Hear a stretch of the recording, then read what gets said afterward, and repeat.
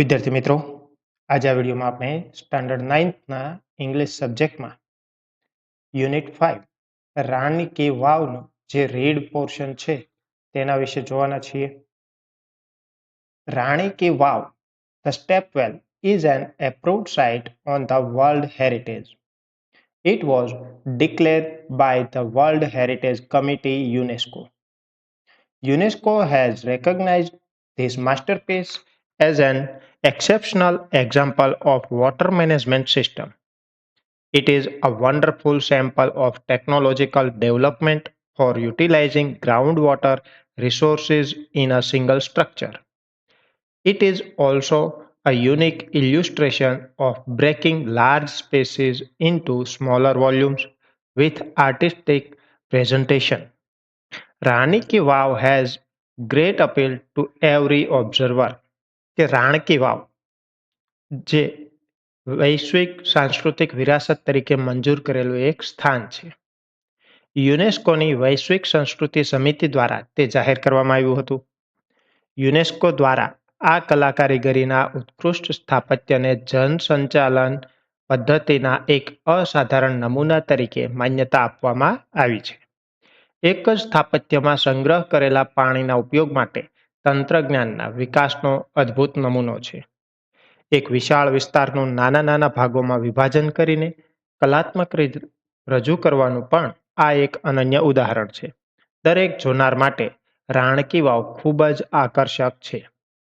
હવે રાણકી વાવ જે છે એ સ્ટેપવેલ છે. સ્ટેપવેલ એટલે વાવ.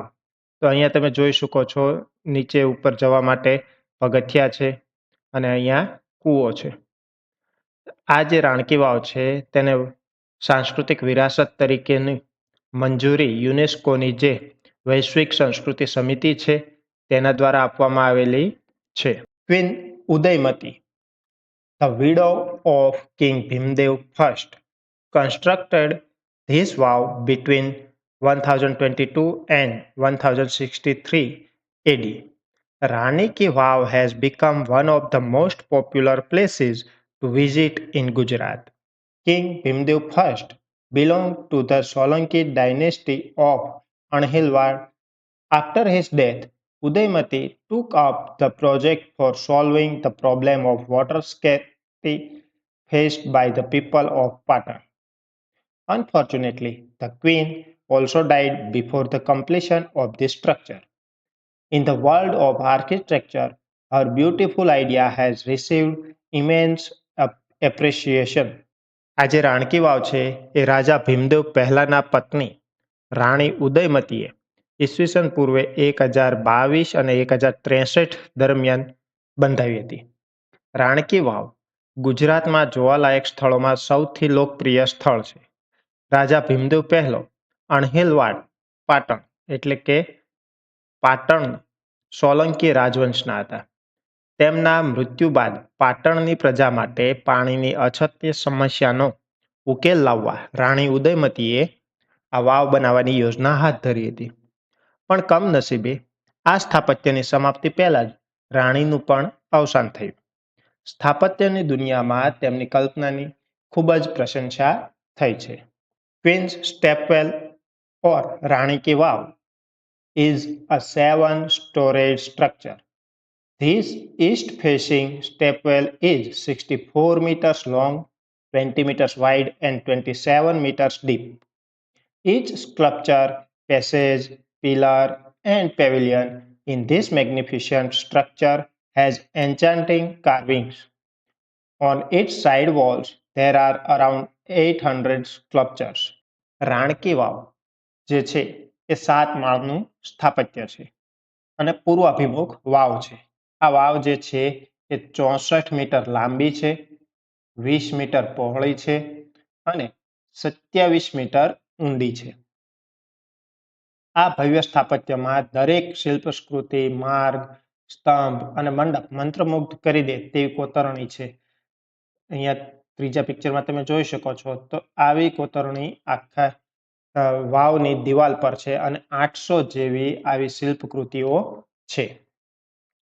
There are nearly 400 big sculptures of different gods and goddesses in the vow at present.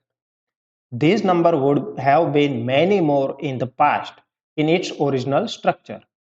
Each storage has a narrow corridor for the visitors to appreciate beauty of sculptures and carvings engraved on the wall. Even the pillars of the wow are not exceptional to it. They display splendid artistic marvel on the stone. આજે આ વાવમાં વિવિધ દેવી દેવતાઓના 400 જેવા શિલ્પ કૃતિઓ છે. ભૂતકાળમાં મૂળ સ્થાપત્યમાં આ સંખ્યા ઘણી વધારે હોઈ શકે છે. દરેક માળ પર શિલ્પ કૃતિઓ અને દિવાલો પર કરેલી કોતરણીનું સૌંદર્ય માણવા માટે મુલાકાતીઓ માટે એક સાંકડી પરસાળ છે. વાવના સ્તંભો પણ અપવાદ નથી, એટલે કે વાવના સ્તંભમાં પણ કોતરણી કરેલી છે. તે પથ્થર પર ભવ્ય કલાત્મક શ્રેષ્ઠતા દર્શાવે છે. તો આ જે વાવ છે એની દિવાલો તો કોતરણી વાળી છે જ, સાથે સાથે તેના પિલર છે, સ્તંભ છે, તેમાં પણ કોતરણી કરેલી છે. In fact, the vow is solely dedicated to Vishnu. One can find Vishnu in different shapes and postures. After Vishnu, next important statue is of Parvati. Nearly 15 galleries have the sculptures of Parvati. 12 statues of goddesses Gauri together at the same place are rarely found anywhere.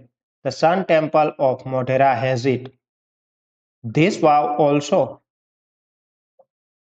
all the 12 statues of Gauri, namely Uma, Parvati, Gauri, Lalita, Shriya, Krishna, Maheshwari, Rambha, Savitri, Trisanda, Total, and Tripura.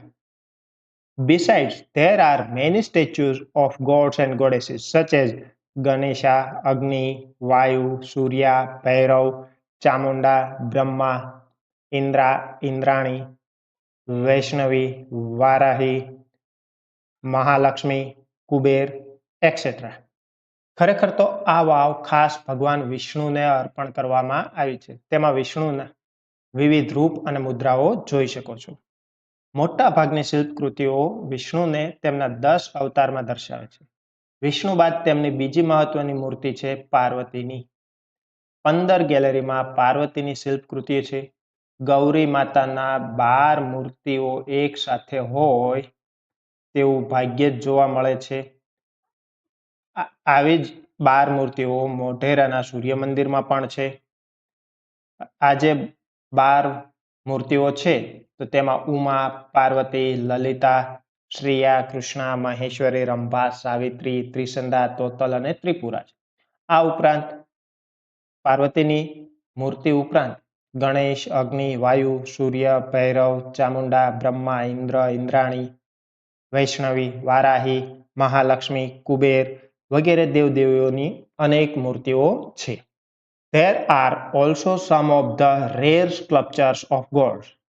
Here one can find the statue of Lord Buddha with 4 hands, the statue of Rama with sword and shield, the statue of the sun in form of Tapasvi, the statue of Shiva with beads in his hand, the statue of Parshuram with soft and gentle expressions, rather having hard and stern look, etc.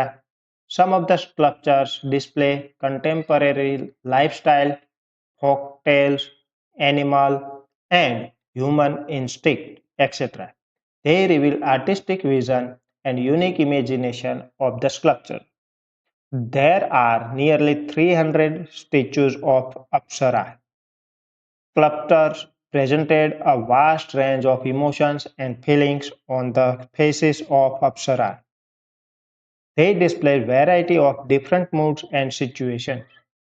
હવે દેવોની અમુક શિલ્પકૃતિઓ પણ અહીં છે, જેમાં તમને ભગવાન બુદ્ધની ચતુર્ભુજ મૂર્તિ એટલે કે 4 હાથવાળી મૂર્તિ જોવા મળે છે. તલવાર અને ઢાલ સાથે રામની મૂર્તિ જોવા મળે છે. શિવની મૂર્તિ છે. કઠોર મુખમુદ્રાને બદલે સૌમ્ય અને શાંત મુખમુદ્રા ધરાવતી પરશુરામની મૂર્તિ જોવા મળે છે. અમુક શિલ્પકૃતિઓ છે એ સમકાલીન જીવનશૈલી, લોકકથા, પ્રાણી, માનવ સ્વભાવ દર્શાવે છે. શિલ્પીઓની કલા દૃષ્ટિ અને અનન્ય કલ્પના શક્તિ પ્રગટ કરે છે. અહીં અપ્સરાની 300 મૂર્તિઓ છે. શિલ્પીઓએ અપ્સરાઓના મોં પર મનોભાવ અને સંવેદનાઓનો વિશાળ ફલક દર્શાવ્યો છે. તે જુદા જુદા મિજાજ અને પરિસ્થિતિની વિવિધતા દર્શાવે છે. Most of them present Vishnu in his 10 different avatars. The most attractive sculptures are those of Vara, Vaman, Narsinha, Ram, Kalki, and Mahishasur-Mardini. The Apsara with 16 different makeup styles add to the grace of this unmatched structure. The stepwell also focuses on the holiness of water and its great significance in Indian culture. અહીં આજે પણ મોટાભાગે ભગવાન વિષ્ણુના 10 અલગ અલગ અવતાર છે, જેમાં વરાહ, વામન, નરસિંહ, રામ, કલ્કી, મહિષાસુર મર્દિનીની શિલ્પકૃતિઓ સૌથી આકર્ષક છે. 16 વિવિધ શૃંગાર શૈલી સાથેની આ અપ્સરાઓ વિરલ સ્થાપત્યના આકર્ષણ અને મોહકતામાં ઉમેરો કરે છે. આ વાવ પાણીની પવિત્રતા અને ભારતીય સંસ્કૃતિમાં તેના મહત્વ પર ધ્યાન કેન્દ્રિત કરે છે.